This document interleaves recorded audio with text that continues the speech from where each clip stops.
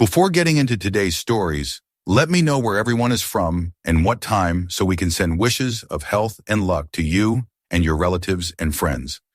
And don't forget to subscribe to the channel so you don't miss the next videos of our channel. Thank you very much, everyone. Let's get started. It was a quiet Friday evening in the fall of 2024. I was 13, sitting cross-legged on the living room floor, flipping through channels on the old TV, while the sound of rain tapping against the windows filled the house. The cozy glow of the living room lamp cast soft shadows, and the faint aroma of my mom's lavender diffuser lingered in the air. Upstairs, I could hear her humming faintly in the bathroom, her usual pre-bedtime routine. Suddenly, a soft knock echoed from the front door. It wasn't loud or aggressive, but in the stillness of the evening, it made my heart skip. I hesitated, staring at the door. It was past 9 p.m. Nobody ever visited this late. "Mom?" I called out, my voice shaky. "Yes." "Sweetie?" she replied from upstairs. "There's someone at the door." "Who could it be?" "Don't open it until I come down," she instructed, her voice now edged with concern. But curiosity got the better of me. Against her advice, I tiptoed to the door and peeked through the peephole. Standing under the dim glow of the porch light was Mr. Carter, my dad's old friend. His rain-soaked coat clung to his thin frame, and his face was pale, almost ghostly. Something about his expression sent a chill down my spine. "Mr. Carter?" I opened the door slightly. "Hi, kid," he said, his voice unusually soft. "Is your mom home? I need to talk to her. It's urgent." "What's wrong?" My words came out in a whisper. His eyes darted past me into the house. "It's your dad. There's been an accident. He's in the hospital." A lump formed in my throat. "Wait here." I turned and bolted up the stairs, shouting, "Mom, it's Mr. Carter. Something happened to Dad." Within moments, she was rushing down in her bathrobe, her hair still wet. The rain had picked up, drumming heavily on the roof. She opened the door and exchanged hurried words with Mr. Carter. I could barely hear their conversation over the pounding of my heart. "Stay here," my mom told me firmly. "We'll be back soon." "No, I want to come," I protested. Reluctantly, she nodded. Minutes later, we were in Mr. Carter's car, speeding through the rain-soaked streets. The windshield wipers struggled to keep up with the downpour. My mom kept firing questions at Mr. Carter, but his answers were brief and vague. "Was it a car accident?" she asked, leaning forward slightly. Mr. Carter gripped the steering wheel tightly. "Not exactly," he muttered, avoiding her gaze in the rearview mirror. "What do you mean, not exactly?" she pressed, her tone sharpening. He hesitated, his knuckles white against the steering wheel. "It's complicated. He was found unconscious. The doctors are still trying to figure out what happened." "Where was he found?" my mom demanded. "Near the old warehouse district," he replied, his voice barely audible. "What was he doing there?" My mom's voice cracked, a mix of worry and frustration. "I don't know. Maybe it's best if we wait until the doctors give us more information," Mr. Carter said curtly, ending the conversation. Something in his tone made the hair on the back of my neck stand up. He wasn't telling us everything. I glanced at my mom, whose lips were pressed into a thin line. She seemed to sense it too. When we arrived at the hospital, the fluorescent lights illuminated the stark white walls of the lobby. Nurses and doctors moved with purpose, their faces unreadable. Mr. Carter led us to a small waiting area outside the emergency room. "Wait here. I'll get more information," he said, disappearing down the hall. As we sat in silence, my mom's hands trembled as she clutched her purse. My stomach churned with anxiety. After what felt like an eternity, I couldn't sit still any longer. "I'll be right back," I mumbled, standing up. "Where are you going?" my mom asked sharply. "Just to look around." She nodded absently, too lost in her thoughts to argue. I wandered through the hallways, the faint hum of fluorescent lights and distant beeps of monitors my only companions. The hospital felt endless, the sterile white corridors stretching in every direction. As I turned a corner, I noticed a faint shadow move at the end of the hall. I froze. "Hello?" I called out, my voice echoing. No response. The shadow didn't move. Swallowing my fear, I continued forward. My sneakers squeaked against the polished floor. When I glanced back, the shadow was gone. Suddenly, I heard a faint knock. It was rhythmic, deliberate, and chillingly familiar. I turned toward the source, a door slightly ajar. My pulse quickened as I pushed it open. The room was dark, illuminated only by the faint glow of a monitor. Rows of cabinets lined the walls, cold, metallic, and eerily silent. Then I heard it again. A knock, but this time it came from inside one of the drawers. "Is someone there?" I stammered, stepping closer. The knock repeated, louder this time. My hands trembled as I reached for the handle. Just as my fingers brushed the cold metal, a voice behind me shattered the silence. "What are you doing here?" I spun around to see a man in a doctor's coat, his face half hidden in shadow. His expression was unreadable. "There was a knock," I whispered, pointing at the drawer. He raised an eyebrow, stepping closer. "A knock? From inside there?" Yes, I heard it," I insisted, my voice barely above a whisper. The doctor's lips pressed into a thin line. "Stay here," he ordered, moving past me to the drawer. He opened it swiftly. It was empty. "See? Nothing?" he said, his tone firm. "You must be imagining things. These rooms can play tricks on your mind at night." I opened my mouth to argue but stopped when his gaze softened slightly. "Go back to your mother," he said quietly. "This isn't a place for kids." As I turned to leave, I caught sight of a figure in the hallway, the same shadow I had seen earlier. It stood perfectly still, its face obscured, watching me. My legs felt like lead, but I forced myself to move. When I glanced back, the hallway was empty. Later, back in the waiting room, I told my mom everything. She dismissed it as my imagination, but I could see the doubt in her eyes. That night, as we drove home, I couldn't shake the feeling that someone or something was watching us. And even now, I still hear that knock in my dreams, echoing in the silence. It was a rainy Saturday night, and the suburban mall, once buzzing with shoppers, was eerily quiet. My best friends, Ethan and Mia, and I stood under the dim glow of a flickering street lamp in the parking lot. The mall had been partially abandoned for years, with only a few stores still clinging to life. Rumors swirled about the sealed-off sections, stories of strange noises, unexplained shadows, and people who ventured in but never came out. "This is such a bad idea," I said, adjusting my hoodie against the drizzle. "Why can't we just go to the movies like normal people?" Ethan grinned, his camera slung around his neck. "Because normal is boring. This is going to make us famous. Exploring the abandoned mall. It'll get 1 million views." Mia crossed her arms, looking skeptical. "And what if we get caught? Or worse, what if the rumors are true?" "Relax," Ethan said, holding up a flashlight. "We'll be in and out. Just enough footage to make people curious. Besides, nothing's going to happen." I sighed, glancing at the darkened entrance. "Fine. But if we see anything weird, I'm out." We slipped through a side door Ethan had found earlier, the rusty hinges groaning in protest. The air inside was cold and damp, carrying the faint scent of mildew and something metallic. The faint hum of fluorescent lights flickering far down the hall only added to the unsettling atmosphere. "Okay, stick together," Ethan said, his voice echoing. "The food court is supposed to be just ahead. That's where most of the weird stuff has been reported." "Weird stuff like what?" Mia asked, her voice tight. "Oh, you know," Ethan replied casually. "Footsteps, whispers, shadows that move on their own. The usual creepy stuff." Mia shot him a glare. "Not helping." The corridor stretched on, the once vibrant storefronts now faded and covered in graffiti. Broken glass crunched under our feet, and the sound made me jump. "What was that?" I whispered, stopping in my tracks. "It was us," Ethan said, shining his flashlight on the floor. "Broken glass. Chill out." But I couldn't shake the feeling that we weren't alone. The shadows seemed to shift just out of sight, and every so often I thought I heard faint whispers, too quiet to make out, but loud enough to make my skin crawl.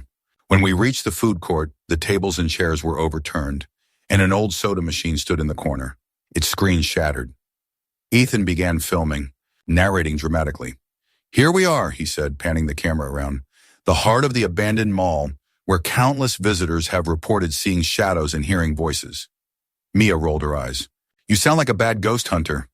"Shh," Ethan said, pointing his flashlight toward a darkened hallway leading to the restrooms. "Did you hear that?" We all froze, listening. At first, there was only silence. Then faintly the sound of shuffling footsteps echoed down the hallway. "Who's there?" Mia called out, her voice trembling. No answer. "It's probably just a raccoon or something," Ethan said, but he didn't sound convinced. Raccoons don't shuffle, I muttered. Let's get out of here. Not yet, Ethan said, already heading toward the hallway. We need to check it out.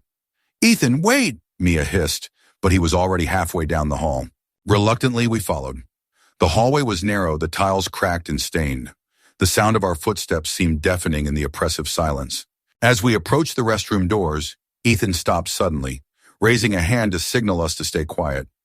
Do you see that? He whispered, pointing at the women's restroom. The door was slightly ajar and a faint light flickered inside. Hello? Ethan called out. The door creaked open a little more, but no one answered. My heart pounded as Ethan pushed the door open with the end of his flashlight. The room was empty, except for a single stall at the end, its door closed. Don't, I said, grabbing his arm. We should leave. Just one look, he said, shaking me off. Ethan approached the stall slowly, his flashlight trembling in his hand. If anyone's in there, we're leaving now, he said, his voice wavering. This is so stupid, Mia whispered. Ethan, come back. Relax, Mia, he replied, trying to sound confident. There's no one here. Then why is there a light? I asked. It doesn't make any sense. Who left it on? Ethan paused, glancing back at us. Maybe it's automatic? Some places have... He trailed off as a soft tapping sound echoed from the stall. Mia and I froze. Did you hear that? She whispered, clutching my arm. Ethan swallowed hard. Yeah, I heard it. The tapping grew louder, more deliberate. It wasn't random. It was rhythmic, like someone drumming their fingers against the door. Ethan's hands shook as he reached for the stall door. Don't open it, Mia begged. Ethan, please, let's just go. He hesitated, looking back at us. For a moment, I thought he'd listen. But then the tapping stopped, and the door creaked open on its own. Mia screamed, and I stumbled back, my heart pounding. The stall was empty. Ethan shone his flashlight inside, revealing nothing but a graffiti-covered wall. See? He said, his voice barely steady. Nothing. Then what made that noise? I demanded. Before he could answer, the restroom lights flickered violently, and the door slammed shut behind us. Mia screamed again, and I pulled at the handle, but it wouldn't budge. Open it, I shouted. I'm trying, Ethan yelled, yanking at the door. A low, guttural whisper filled the room. You shouldn't be here. The stall doors began to rattle, slamming open and shut in a deafening rhythm. The whispers grew louder, overlapping into an incomprehensible cacophony. My vision blurred as panic took over. Help me, I screamed, tugging at the door with all my strength. Ethan and Mia joined me, and together we forced it open, stumbling into the hallway. We didn't stop running until we burst out of the mall into the cold night air. My chest heaved as I looked back at the darkened entrance. The whispers still echoed in my ears. Never again, I panted. Ethan nodded, his face pale. Yeah, never again. But as we walked away, I couldn't shake the feeling that something was still watching us from the shadows of the mall. It was late autumn, and our little town had already begun to quiet down for the season. The once bustling streets were now lined with empty benches, fallen leaves piling up against storefronts. I had just moved back into my childhood home after years of living in the city. My next-door neighbor, Mr. Grayson, had always been a fixture in the neighborhood. He was the kind of man who waved at everyone, kept his yard immaculate, and always had a story to tell about the good old days. That's why it was strange when I noticed his front porch light flickering every evening for a week straight. Even stranger, I hadn't seen him outside in days. He's probably just visiting family, my friend Jenna said over the phone when I brought it up. It's not like he disappeared. Maybe, I replied, though something about it didn't sit right with me. Mr. Grayson was a creature of habit, always out watering his garden or sweeping the sidewalk. His absence felt wrong. A few days later, I saw a moving truck pull into his driveway. I went outside to greet the new arrivals, but instead, I was met by a middle-aged man and woman who introduced themselves as Mr. Grayson's children. Their smiles were tight, their movements hurried. Hi there, I said, waving awkwardly. I live next door. Is everything okay with Mr. Grayson? I haven't seen him around lately. The man's expression faltered for a moment. Dad passed away, he said quickly, glancing at the woman. Oh, I'm so sorry to hear that, I said, shocked. I didn't realize. When did it happen? Last week, the woman said curtly, her eyes darting toward the truck. We're just here to pack up his things. I hesitated, the words catching in my throat. I didn't see any funeral. Was it private? The man's jaw tightened. Yes, very private. It's what Dad would have wanted. That makes sense, I said softly, though their rushed demeanor still unsettled me. He was such a kind man. If you need any help. We're fine, the woman interjected, forcing a smile that didn't reach her eyes. But thank you. We should get back to packing. They hurried back inside, leaving me standing on the sidewalk with a sinking feeling in my chest. Something about their demeanor was off. Too rushed, too mechanical. But I told myself it wasn't my business and went back inside. That night I couldn't sleep. The image of Mr. Grayson's porch light flickering kept flashing in my mind. Around midnight, I got up to get a glass of water and glanced out the window. The moving truck was gone, but the light on Mr. Grayson's porch was still flickering. I froze when I noticed a figure standing just beyond the glow, barely visible in the shadows. My heart pounded as I stared, trying to make out the figure. It wasn't moving, just standing there. I considered calling out, but something held me back. Instead, I grabbed my phone and called Jenna. What? It's midnight, she groaned when she picked up. There's someone outside Mr. Grayson's house, I whispered, keeping my eyes on the figure. Are you sure it's not just a shadow or something? Jenna said, clearly annoyed. I'm looking at it right now, I insisted. It's definitely a person. Okay, Jenna said, her tone softening. What's he doing? Nothing, I said. He's just standing there. It's like he's waiting for something. There was a pause on the line. Do you recognize him? Maybe it's someone you've seen around the neighborhood? No, I replied, shaking my head even though she couldn't see me. He's too far away to see clearly. But Jenna, it's creepy. He hasn't moved at all. All right, she said cautiously. Do you think you should call the police? I hesitated. What if I'm overreacting? I don't even know if he's doing anything wrong. Jenna sighed. Look, just stay inside and keep an eye on him. If he moves or does anything weird, call the cops and keep me on the line, okay? Okay, I whispered, gripping the phone tightly. Minutes passed, and the figure remained motionless. My nerves were fraying. Then, without warning, he turned his head as if looking directly at my window. I ducked behind the curtain, my heart pounding in my chest. What happened? Jenna asked urgently. I think he saw me, I said, my voice barely audible. What? Are you sure? I peeked out again, but the figure was gone. He's not there anymore, I said, trying to steady my breathing. Maybe he left, Jenna said, though she didn't sound convinced. Just lock your doors and stay inside. I'll come over first thing in the morning. Okay, I agreed, though I wasn't sure I'd feel safe even then. Before I hung up, I glanced at the porch again. The light was still flickering, and for a moment, I thought I saw a shadow move inside the house. My stomach churned, but I forced myself to walk away, locking every door and window before retreating to my room. The next day, I couldn't shake the feeling that something was deeply wrong. I decided to call the number on the for sale sign that had appeared on Mr. Grayson's lawn. The real estate agent was polite but confused. I'm sorry, but the house isn't for sale, she said. I'm not sure where you saw that sign. I hung up, my mind racing. That evening, as the sun set, I noticed the porch light flickering again. And once more, just beyond its glow, stood the shadowy figure. Waiting. The small-town clinic where Mia worked was eerily quiet at night. She had recently transferred here, hoping to escape the overwhelming pace of the city hospital.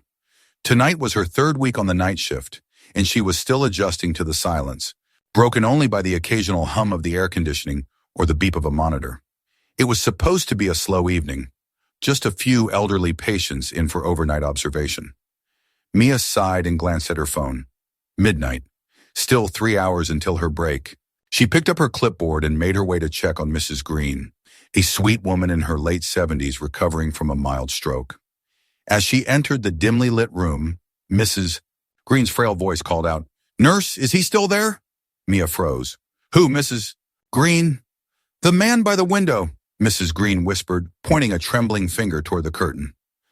Mia's eyes followed, but all she saw was the faint outline of a tree branch swaying in the wind. "There's no one there, Mrs. Green," Mia reassured her, gently tucking the woman's blanket around her. "Try to get some rest." "Okay?" But Mrs. Green's hand shot out, grabbing Mia's wrist. "He's watching," she said, her eyes wide with fear. Mia smiled nervously. "I'll stay with you for a bit. You're safe here, I promise." Mrs. Green seemed to relax slightly, and after a few minutes, her breathing slowed. Mia slipped out of the room, shaking off the unease. It wasn't uncommon for older patients to become disoriented at night, especially after a stroke. As Mia walked down the hall, the fluorescent lights flickered briefly, casting shadows that danced along the walls. She glanced over her shoulder. The hall was empty, but she quickened her pace toward the supply room. Inside, she grabbed a new set of gloves and checked the inventory. The silence was comforting until she heard it. A soft shuffle, like someone dragging their feet just outside the door. She froze, listening intently. "Hello," she called out, stepping toward the doorway. No answer. Her heart thudded as she peeked into the hallway. It was empty, but as she turned to go back inside, she caught a glimpse of something in her peripheral vision. A shadow moved quickly across the far end of the hall. Mia's breath hitched. "It's just your imagination," she muttered, closing the supply room door behind her. An hour later, she was making rounds again. The clinic felt heavier now, the air thick with an unexplainable tension. When she entered Mrs. Green's room, the elderly woman was wide awake, her eyes fixed on the ceiling. "Mrs. Green, are you okay?" Mia asked softly. Mrs. Green's eyes darted to Mia. "He's here again," she whispered. "Right behind you." Mia spun around, her heart racing, but the room was empty except for the softly glowing monitors. "No one's here, Mrs. Green," Mia said, trying to sound calm. "You don't see him, but I do," Mrs. Green replied. Her voice dropped to a whisper. "He's smiling now." Mia's skin prickled. She pulled up a chair and sat beside Mrs. Green. "Can you tell me what he looks like?" Mrs. Green hesitated, her eyes darting toward the window. "He's tall, thin, wearing a dark coat, and his smile, it's too big, nurse." "It's not right." Mia felt a chill run down her spine. "Did he say anything to you?" Mrs. Green's voice was barely audible. "He doesn't need to. I hear him laughing. Always laughing. He says he'll take me with him." "Take you where?" Mia pressed, her voice shaking. Mrs. Green's expression darkened. "To the place where the shadows never leave." Mia tried to suppress the growing fear in her chest. "Mrs. Green, I'm going to stay right here with you. He can't take you anywhere, okay?" The elderly woman's hand gripped Mia's tightly. "He doesn't like you being here," she whispered. "He's angry." "Let him be angry," Mia said firmly, though her voice wavered. "You're safe." "I promise." Just then, the lights flickered again. Mrs. Green's eyes widened in terror, and she clutched Mia's hand harder. "He's coming closer." Mia forced a smile, standing up. "I'll check outside just to be sure." "Stay here." As she stepped into the hallway, her heart pounded against her ribs. She glanced up and down the corridor. It was empty, but then faintly, she heard it, a low, guttural chuckle echoing from the far end. It wasn't Mrs. Green. It wasn't the monitors. It was something else. "Who's there?" Mia called out, her voice trembling. The only response was the soft creak of a door slowly opening. Mia's palms grew sweaty as she approached room 204, the source of the sound. Her hands shook as she pushed the door open.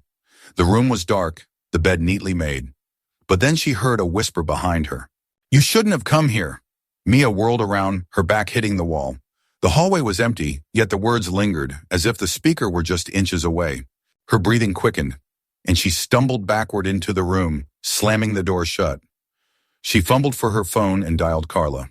"Carla, I need you on the second floor," Mia said, her voice barely steady. "Now." When Carla arrived minutes later, Mia explained everything in hushed, frantic whispers. Carla tried to laugh it off, but her eyes betrayed her unease. Together they searched the floor, but found nothing. The rest of the night passed in tense silence, and when Mia's shift ended, she couldn't leave fast enough. But as she reached the parking lot and turned back to glance at the clinic, she froze. In one of the second-floor windows, a shadowy figure stood watching her. It raised a hand as if to wave, and then it was gone. The next day, Carla texted her. "Carla, hey, did you forget something in room 204? I found a clipboard with your name on it." Mia's hands trembled as she typed back. "Mia, I never went back in there." Carla didn't reply, but later that night, Mia received a single message from an unknown number. "Unknown. You left in such a hurry. Come back soon." It started with a headache. Just a dull throb at first, but by the time Ellie got home from her job at the community center, it felt like her skull was splitting in half. She popped 2 painkillers and collapsed on the couch, hoping to sleep it off. But sleep didn't come.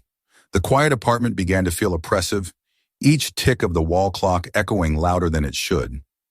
Ellie reached for her phone to distract herself, but the screen blurred in her vision. That's when she heard it. Soft, muffled whispers from the hallway. She froze, straining to listen. Her apartment was on the top floor, and her neighbors were an elderly couple who rarely made a sound.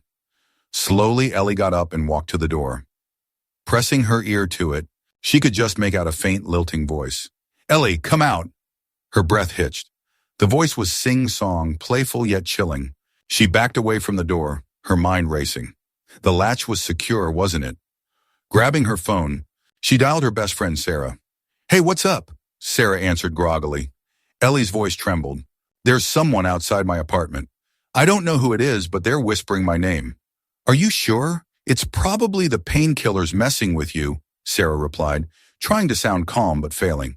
Ellie glanced at the door, half expecting it to open on its own. "No, Sarah, I heard it. Clear as day."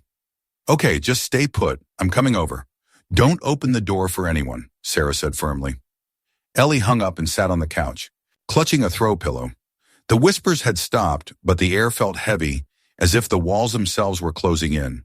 She tried to calm herself, but every creak of the old apartment made her flinch. Minutes later, a loud knock shattered the silence. "Ellie, it's me!" Sarah's voice called out. Ellie bolted to the door and unlocked it, pulling Sarah inside. "Thank God you're here." Sarah frowned. "Ellie, you look pale. Are you sure you're okay?" "I'm not imagining this," Ellie snapped.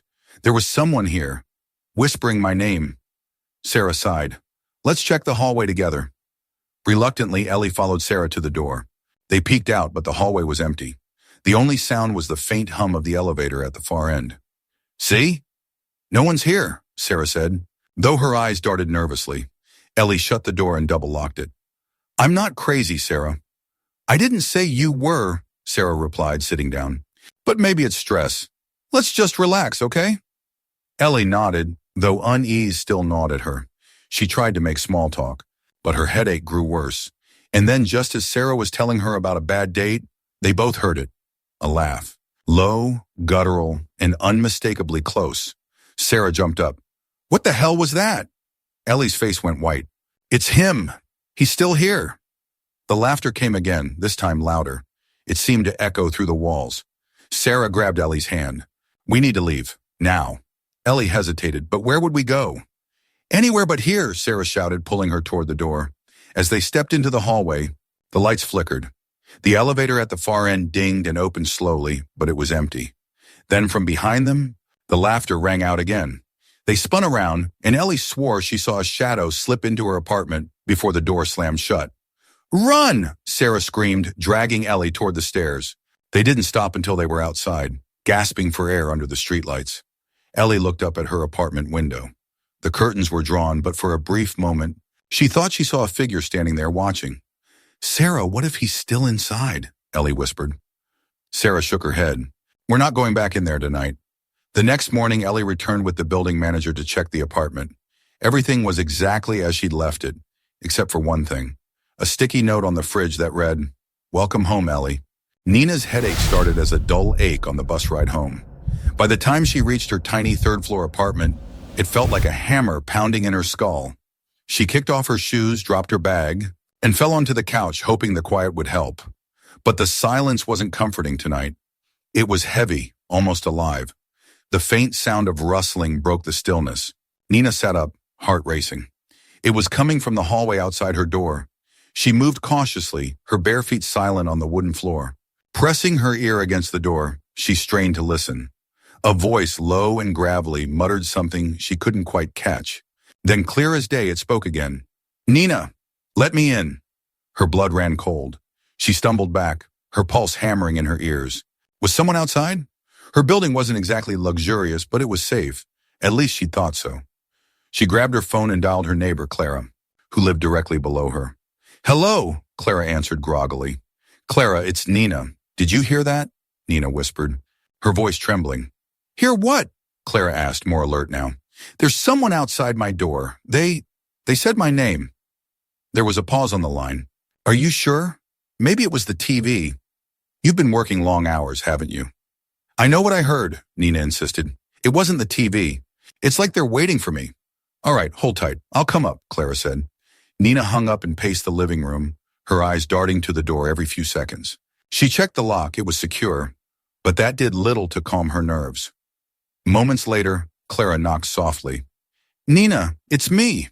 She unlocked the door and pulled Clara inside. The older woman looked concerned but skeptical. "Let's see what's going on," Clara said, opening the door just enough to peek out. The hallway was empty, the overhead lights buzzing faintly. "See? No one's here," Clara said, though her voice lacked conviction. Nina stepped into the hallway, her eyes scanning every shadow. A chill ran down her spine. "But I heard it, Clara. I swear," Clara sighed. "Maybe it was just someone passing by. Come on, let's make some tea. You'll feel better." Reluctantly, Nina followed Clara back inside. The two sat in the kitchen, sipping tea and trying to talk about anything but the voice. Just as Nina started to relax, a loud knock echoed through the apartment. They froze. "That didn't sound like the front door," Clara whispered. Nina's eyes widened. "It's coming from the bedroom." Clara stood, trying to stay calm. "Let's check it out together." They crept down the short hallway to Nina's room. The door was slightly ajar, the darkness inside swallowing the faint light from the hallway. Nina pushed it open, her hands shaking. The room was empty, but the window was wide open. The curtains billowed softly in the night breeze. Nina rushed over and slammed it shut, her hands trembling. "Was it open before?" Clara asked. "No," Nina whispered, her voice barely audible. Clara glanced around the room, her expression tense. "Let's just get out of here for a bit. You can stay at my place tonight." Before they could leave, the lights flickered. A low, guttural laugh echoed through the apartment, sending a jolt of terror through them both. "Did you hear that?" Clara whispered. "It's him," Nina stammered, gripping Clara's arm. "He's still here." The laugh came again, louder this time, as if it was coming from every wall at once. Nina's breathing quickened. "What does he want?" Clara shook her head, pulling Nina toward the door. "We need to go, right now." As they stepped into the hallway, the laughter followed them. It echoed faintly, growing fainter as they moved toward the stairwell. But just as they reached the second floor, Nina stopped. "Wait," she said, her voice trembling. "Do you see that?" Clara turned, her eyes following Nina's gaze. At the far end of the hallway, a shadow moved. It was slow, deliberate, and unnaturally tall. It stopped, standing perfectly still. "Is it looking at us?" Clara whispered, her voice barely audible. "I don't know," Nina said, her throat dry. "Let's just go." They hurried down the stairs, the sound of their footsteps echoing in the narrow stairwell. Neither of them spoke until they were outside, gasping for air under the streetlights. Nina looked up at her apartment window. The curtains were drawn, but for a brief moment, she thought she saw a figure standing there watching. "Clara, what if he's still inside?" Nina whispered. Clara shook her head. "We're not going back in there tonight." The next morning, Nina returned with the building manager to check the apartment. Everything was exactly as she'd left it, except for one thing, a sticky note on the fridge that read, "I'm waiting, Nina." Jake matched with Lily on a dating app 2 weeks ago. She was the adventurous type, with photos of hikes, rooftop hangouts, and one particularly eerie shot of her sitting on a desk in what looked like an abandoned classroom. Intrigued, Jake messaged her about it. "Oh, that's the old Weston High," Lily replied. "It's been empty for decades, but it's super cool to explore if you're up for it." When Lily suggested meeting there for their first date, Jake hesitated. It wasn't exactly dinner and a movie, but her enthusiasm was contagious. "Sure," he texted back, masking his nerves. That Friday night, Jake parked his car at the edge of a wooded lot near the school. The moon hung low, casting long shadows over the crumbling building. Lily was waiting by the fence, a flashlight in hand. "Glad you showed up," she said, grinning. Her red hair glinted in the moonlight, and her energy was infectious. Jake forced a laugh. "Well, it's not every day you get invited to an abandoned school." "You'll love it," she said, motioning for him to follow. "There's a lot of history here, and maybe a few ghosts." "Ghosts?" Jake raised an eyebrow, though he wasn't sure if she was joking. She winked. "You'll see." They climbed through a hole in the fence and approached the main entrance. The double doors hung crooked on their hinges, and the wind made them creak faintly. Inside, the air was damp and heavy, filled with the scent of mildew. "This way," Lily said, her voice echoing slightly as she led him down a dark corridor. The walls were covered in faded graffiti and peeling paint. Lockers stood ajar, some with rusted locks still dangling. Jake tried to act casual, but the quiet was unnerving. "So why here?" Jake asked, trying to break the tension. Lily paused and turned to him, her smile faint in the dim light. "I love places like this. They feel alive, like they're holding on to secrets." "Or something else," Jake muttered, glancing over his shoulder. Lily laughed. "Don't chicken out on me now." As they moved deeper into the school, the shadows grew longer, and the air grew colder. They passed a science lab with broken beakers scattered across the counters, and a library filled with decaying books. Every creak of the floorboards made Jake flinch. "Have you been here before?" he asked. "Yeah, a few times," Lily replied. "But I haven't explored the basement yet. That's where the real stories are." Jake stopped. "The basement?" Lily nodded, her eyes gleaming.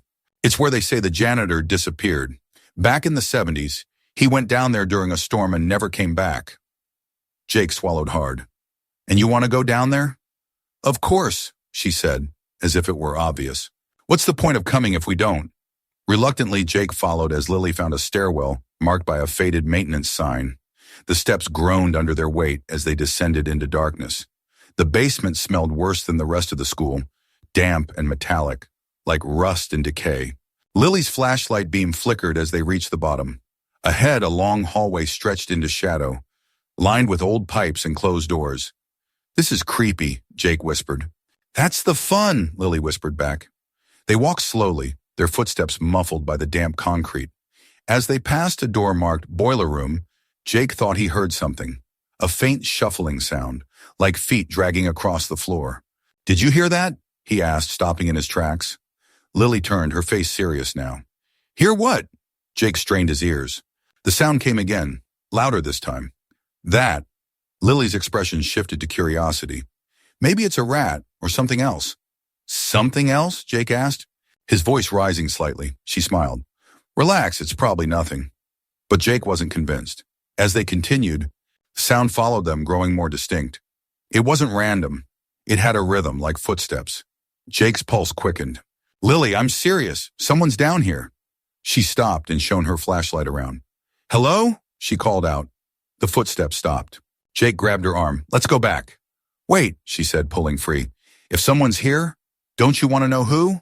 "No, not really," Jake hissed. Before Lily could respond, one of the doors at the end of the hallway creaked open. Both of them froze, staring at the dark opening.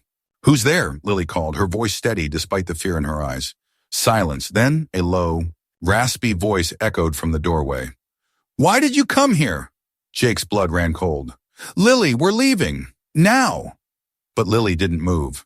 "Who are you?" she asked, her flashlight shaking slightly. The voice chuckled, a deep guttural sound that made Jake's skin crawl. "You shouldn't have come." Jake grabbed her hand and yanked her toward the stairs. "Come on." They ran, the sound of the voice echoing behind them, followed by heavy footsteps. Reaching the top of the stairs, they slammed the door shut and bolted for the exit. The laughter followed them, growing fainter as they burst into the night air. Back at the car, both of them were gasping for breath. Jake turned to Lily. "What the hell was that?" Lily shook her head, her face pale. "I don't know. That's never happened before." "You've been down here before, and you didn't think to mention that?" "I didn't think it was real," she admitted, her voice barely above a whisper. Jake looked back at the school. In one of the dark windows, he swore he saw a shadow move. He turned back to Lily. "We're not going back." Lily nodded, her adventurous spirit dampened. But as they drove away, she glanced at her phone. A single text message had appeared from an unknown number. "Come back soon, Lily. We're waiting." By dawn, Mrs. Harper in room 314 had passed away. Her death wasn't unexpected, but I couldn't shake the image of the shadow in her room, or Mr. Franklin's cryptic words. Later, when I went to check on Mr. Franklin one last time, his room was empty. His bed was neatly made, his belongings gone. I rushed to the nurse's station to ask, and Linda, the head nurse, frowned. "Mr. Franklin," she said. "He was discharged this morning." "Discharged?" I stammered. "He's been unresponsive for weeks." "How?" Linda raised an eyebrow. "You must be mistaken. There's no record of him leaving." When I checked the log, there was no mention of Mr. Franklin's discharge. His name had been erased from the records, as though he'd never existed. Even now, as I walk past room 312, I feel the air grow colder, heavier. I glance at the corner of the room, half expecting to see a shadow waiting there. I can't explain what happened that night, but I know this. Something was there, something beyond what I could see or understand. And sometimes in the quiet hours of the night, I hear it again, a soft, rhythmic tapping in the distance, reminding me that not all visitors in a hospital come to heal. Fordo Banjanoi. Juan Tan Toan Bo Kao Chuyen Kong, Chiara Tung Joan, Fan Hu Bai ChatGPT Janoi. ChatGPT, the visitor at room 312. Hospitals carry secrets, some hidden in the flickering lights of empty hallways, others whispered among staff during hurried coffee breaks. As a night shift nurse, I thought I'd seen it all, until the night I met Mr. Franklin. It was a quiet Tuesday evening, and the floor was unnaturally still. Only 3 patients remained in critical care, one of them being Mr. Franklin in room 312. He was an elderly man who had been unresponsive since his admission 2 weeks prior after a severe stroke. His family had visited once to say their goodbyes, leaving the rest to fate. At around 2 a.m., I decided to check on him. The dim hospital lights cast long, wavering shadows on the walls as I walked down the corridor. Outside his room, I paused. The air felt heavier, colder than usual, but I brushed it off as fatigue. When I opened the door, I froze. Mr. Franklin, the man who hadn't moved in weeks, was sitting up in bed, his cloudy eyes fixed on the far corner of the room. He didn't acknowledge me immediately. His lips moved, but no sound came out. I called out softly, trying to steady my voice. Mr. Franklin, can you hear me? Slowly, he turned his head toward me. His expression was unsettling, serene yet distant, as though he was staring past me. Then he whispered, his voice dry and cracked. She's here. A chill ran down my spine. Who's here, Mamos? I asked, glancing around the empty room. Mr. Franklin's gaze drifted back to the corner. She's waiting, he murmured, his words deliberate and chilling. I hesitated, unsure how to respond. Mr. Franklin, there's no one here. It's just you and me. Are you feeling all right? His eyes flicked to mine, and for the first time, they held a sharp clarity that made my chest tighten. You don't understand, he said, his voice barely above a whisper. She's always here. You just don't see her. None of you do. I tried to mask my unease with a nervous laugh. Maybe you're having a bad dream. It's common to feel disoriented after... He cut me off. Dreams? Do you think this is a dream? His tone grew sharper. Tell me, nurse, have you ever felt the air grow heavy? Have you heard the tapping at night? That's her. She lets you know she's near. My hands began to tremble as I adjusted his IV, trying to focus on something tangible. I'm sure it's nothing, Mr. Franklin. Just rest. You'll feel better after some sleep. He shook his head slowly, his lips curling into a faint, unsettling smile. You think I'm imagining it, but you'll see. She doesn't come for everyone, just the ones she's chosen. His voice dropped to a near whisper. You'll hear her soon enough. Leaving his room, I tried to shake off the unease creeping up my spine. The hallway stretched on, silent except for the faint hum of fluorescent lights. As I walked toward the nurse's station, I heard it, a soft, rhythmic tapping, like someone knocking gently on a door. My breath caught. Hello? I called, my voice trembling slightly. The tapping stopped. The door to room 314, just next to Mr. Franklin's, creaked open slightly. The patient in that room, Mrs. Harper, had been unconscious for days. Pushing the door open, I found nothing unusual. Just Mrs. Harper lying motionless, her vitals beeping steadily on the monitor. As I turned to leave, I saw it, a faint silhouette reflected in the window. It was a tall figure standing in the corner of the room, its outline barely discernible. I spun around, but the corner was empty. Returning to Mr. Franklin's room, I found him staring at the door now, his eyes wide with unsettling clarity. She's closer, he said as I stepped inside. What do you mean? I asked, forcing myself to sound calm. His lips curled into a faint smile. You felt it, didn't you? The tapping. That was her. Mr. Franklin, you need to rest, I said firmly. He ignored me, his voice dropping to a whisper. She doesn't like to be ignored. If you hear her, don't turn away. That makes her angry. I felt a shiver run through me. Mr. Franklin, who is she? He stared at me, his gaze piercing. You'll know when she's ready for you. By dawn, Mrs. Harper in room 314 had passed away. Her death wasn't unexpected, but I couldn't shake the image of the shadow in her room or Mr. Franklin's cryptic words. Later, when I went to check on Mr. Franklin, his room was empty, his bed was neatly made, his belongings gone. I rushed to the nurse's station to ask, and Linda, the head nurse, frowned.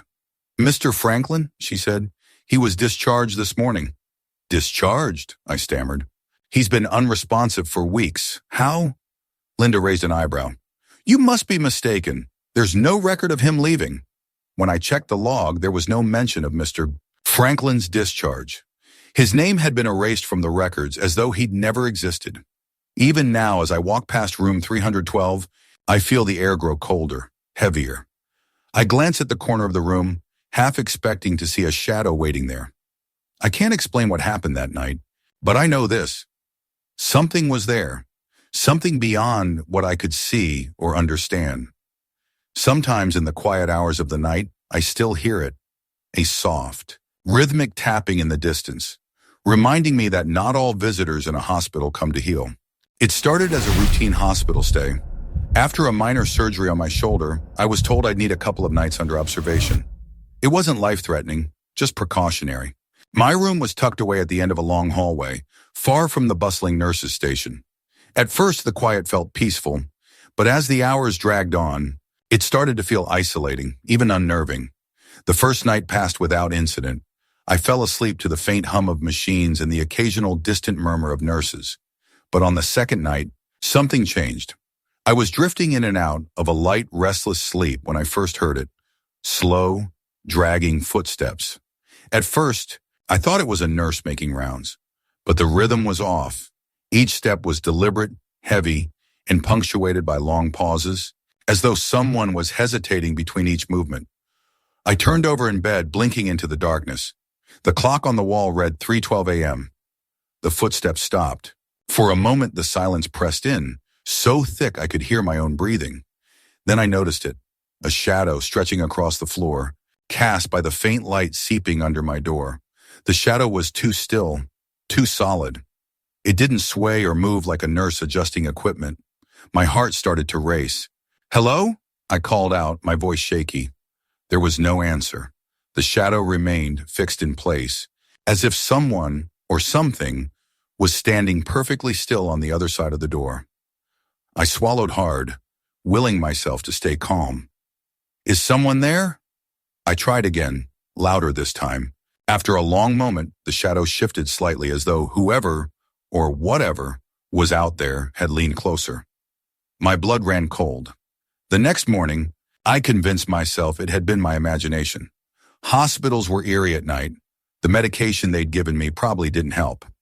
I joked about it to the morning nurse, a cheerful woman named Clara. "You're not the first patient to mention strange shadows at night," she said, her tone light but her smile tight. "What do you mean?" I asked, suddenly alert. She shrugged, fiddling with the blood pressure cuff on my arm. "It's probably nothing.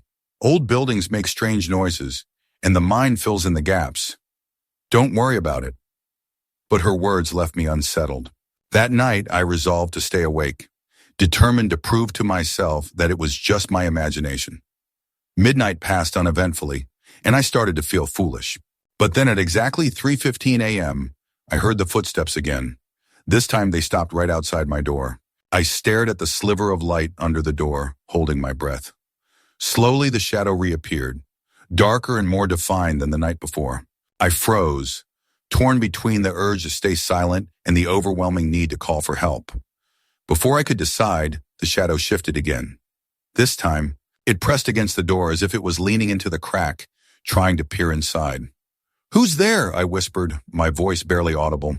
To my horror, a faint reply came, low and guttural. "I'm waiting." The next morning, I overheard the patient across the hall, Mrs. Finch, speaking to her nurse.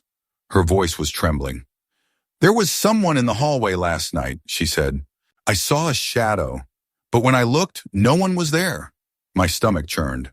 Clara, the cheerful nurse, dismissed her concerns with the same tight smile she'd given me. "You've been under a lot of stress, Mrs. Finch. It's common to see things in the dark." But Mrs. Finch wasn't convinced, and neither was I. That night, I couldn't shake the growing sense of dread. The clock ticked closer to 3:15, each minute dragging painfully slow. When the footsteps came, I was ready. I had left the bedside light on, hoping it would keep the shadow at bay, but the light didn't stop it. The shadow returned, darker and larger than before, its outline unmistakably human. I gripped the bed rails, my breath shallow and rapid. "What do you want?" I whispered. The shadow didn't answer. It just stood there, unmoving. Then slowly, it began to slide under the door. I scrambled for the call button, my hands shaking so badly I nearly dropped it. The light above my bed blinked on, and moments later, a nurse burst into the room. The shadow was gone. "What's wrong?" the nurse asked, her eyes scanning the room. "There was someone outside," I stammered. "They were trying to get in." The nurse frowned. "No one's in the hallway," she said. "I just came from there." The next morning, the news spread. Mrs. Finch had passed away during the night. They said it was peaceful, that it had been her time, but I couldn't ignore the connection. I cornered Clara later that day. "You knew, didn't you?" I demanded. "About the shadows." Her face went pale. "It's just stories," she said, avoiding my eyes. "Things patients say when they're scared or confused." "Then why do they always die afterward?" I pressed. She didn't answer. I was discharged the following day, but I left with more questions than answers. Even now, I can't shake the memory of that shadow, how it moved, how it seemed to linger just beyond the threshold of my room. And sometimes in the dead of night, I wake up, certain I've heard footsteps outside my bedroom door. Hospitals can be strange places at night. The hum of machines, the flickering of old fluorescent lights, the eerie silence in the hallways. All of it creates an unsettling atmosphere. I had been a night nurse for years, and while I'd heard my share of odd stories, I never thought I'd be part of one myself. That was until I met Mrs. Gardner in room 316. She was an elderly woman who had been admitted after suffering a major stroke. She'd slipped into a deep coma shortly after arriving, and the doctors were clear she wouldn't wake up. Her family visited once, leaving a pair of her reading glasses and a photo of her dog on the bedside table. They hadn't come back since. It was a quiet Tuesday night, the kind where the hospital felt more like a mausoleum. I was making my rounds when I entered room 316. Mrs. Gardner's breathing was faint but steady, the soft beep of her monitor the only sound in the room. As I adjusted her IV, I muttered, "Another quiet night, huh? Mrs. Gardner?" That's when it happened. "Not tonight," a voice rasped. I froze, the hair on the back of my neck standing on end. Slowly, I turned toward the bed. Mrs. Gardner's eyes were open, staring directly at me. "Mrs. Gardner?" I whispered, my voice trembling. "Can you hear me?" She blinked slowly, her gaze distant but focused on something beyond me. "He's coming," she murmured. My throat tightened. "Who's coming, Mrs. Gardner?" She didn't answer. Instead, her eyes shifted to the corner of the room, where the light didn't quite reach. I stepped back, feeling a chill creep up my spine. "Mrs. Gardner, you've been unresponsive for weeks. How are you awake now?" Her lips twitched into the faintest of smiles. "He promised he'd come for me." I hesitated, my pulse pounding in my ears. "Who made that promise?" "The man in the coat," she said, her voice barely audible. "He always keeps his promises." Before I could ask more, she turned her head toward the window, her breathing slowing. "He's here." I followed her gaze, but the window revealed nothing except the storm outside. Raindrops streaked down the glass, distorting the faint glow of streetlights below. When I turned back, her eyes were closed, and her breathing had returned to its shallow rhythm. I rushed to the nurse's station, where Linda, the head nurse, was filling out charts. "Linda," I said, trying to steady my voice. "Mrs. Gardner woke up." She looked up, her brow furrowed. "What are you talking about? She's been in a coma since she got here." "I'm telling you," she opened her eyes and spoke to me, I insisted. "She said someone was coming for her. The man in the coat." Linda's face paled slightly, and she glanced toward room 316. "The man in the coat," she repeated quietly. "You've heard that before?" I asked, my unease growing. She hesitated, then nodded. "A few months ago, we had another patient in that room, a young man with terminal cancer. On his last night, he told the night nurse that a man in a coat was standing in the corner, waiting for him. He passed away a few hours later." A shiver ran through me. What did he look like? "No one saw him," Linda said, her voice barely above a whisper. "But the patient described him as tall, wearing a long black coat, and always watching. I couldn't shake the conversation as I continued my rounds. The storm outside had grown louder, the wind howling through the cracks in the old windows. Every shadow seemed deeper, every sound sharper. At 3:20 a.m., the monitor in room 316 let out a sharp beep. I rushed inside, my heart pounding. Mrs. Gardner was awake again, her eyes wide with terror. "Mrs. Gardner?" I said, moving to her side. "What's wrong?" She gripped my wrist with surprising strength. "He's here," she rasped, "and don't let him take me." "There's no one here," I said, glancing nervously around the room. Her eyes darted to the corner, and for a moment, I saw it too. A dark figure, tall and motionless, its features obscured by shadows. I blinked, and it was gone. The next morning, Mrs. Gardner was gone. Her vitals had flatlined shortly after 4 a.m. The doctor said it was her time, that her body had simply given out. But I couldn't forget her final words, or the figure I'd seen. Later, as I cleaned her room, I found a piece of paper tucked under the photo of her dog. It was an old note, yellowed with age, written in shaky handwriting. "When my time comes, I'll be ready. Just don't forget your promise." I asked Linda about it, but she shook her head. "That note wasn't there before," she said firmly. Even now, I can't explain what I saw that night. But sometimes, when the hospital is quiet and the shadows grow long, I think about the man in the coat and wonder who he's coming for next. Hospitals at night are always unsettling. The long, empty hallways, the flickering lights, and the faint hum of machines create an eerie quiet that can make even the most grounded person feel uneasy. I'd been working security at St. Mary's Hospital for nearly 3 years, and while the graveyard shift was usually uneventful, it was never truly comfortable. That feeling of discomfort grew tenfold the night I was assigned to patrol the old wing. The old wing had been mostly unused for years, save for a few storage rooms in the morgue at the far end of the basement.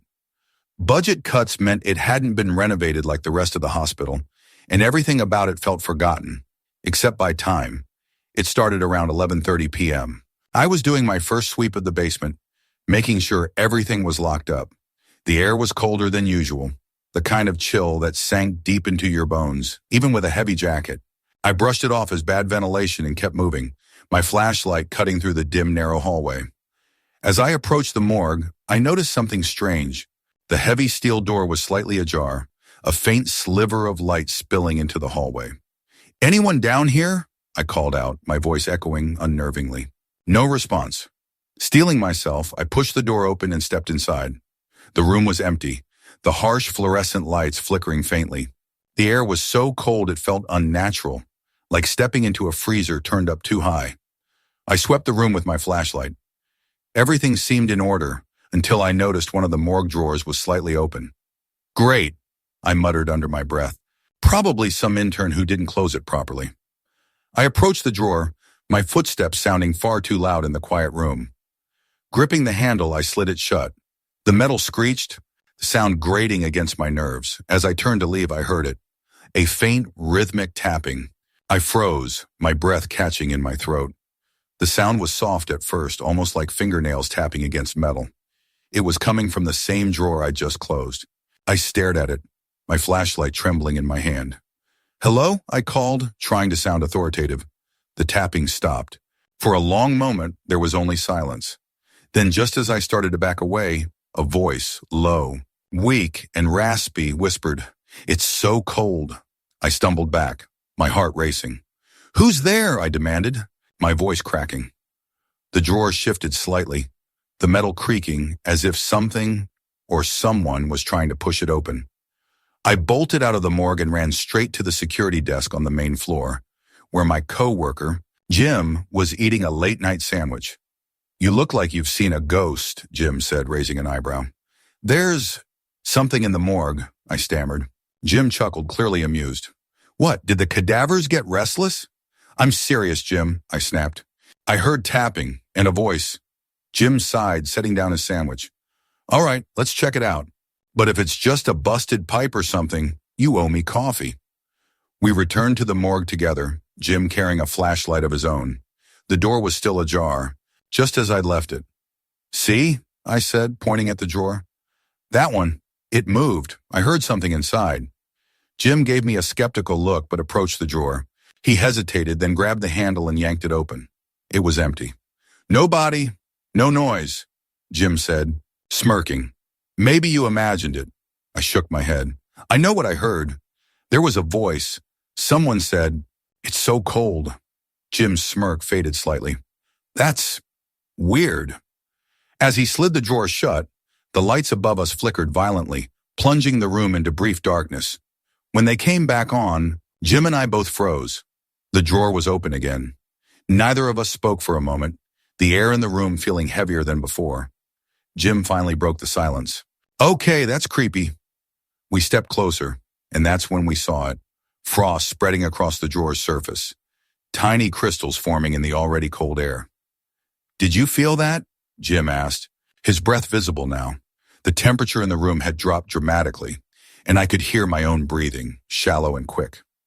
"Let's get out of here," I said, my voice shaking. But before we could leave, the tapping started again. Louder this time, more insistent. "What the hell is going on?" Jim whispered. The voice returned, clearer now, echoing softly around the room. "It's so cold. Help me." "Who's there?" Jim yelled, his voice breaking with fear. The lights flickered again, and this time, the shadows in the corners of the room seemed to grow, stretching toward us. The drawer slid open slowly on its own, revealing nothing but darkness inside. I grabbed Jim's arm, pulling him toward the door. "We're leaving. Now." As we stepped into the hallway, the door slammed shut behind us, the sound reverberating like a gunshot. The faint sound of tapping followed us all the way up the stairs. The next morning, I reported the incident to the hospital's administration. They dismissed it as a result of fatigue, the product of working long hours in a stressful environment. But I couldn't shake the feeling that something was down there, something that didn't belong. Even now, I refused to go near the old wing. Jim quit a few weeks later, saying he'd found a better job. But the truth is, we both know we'll never forget what happened that night in the morgue. Sometimes when I'm alone, I hear it again. The faint, rhythmic tapping. And I wonder if whatever was in that drawer is still waiting for someone to listen.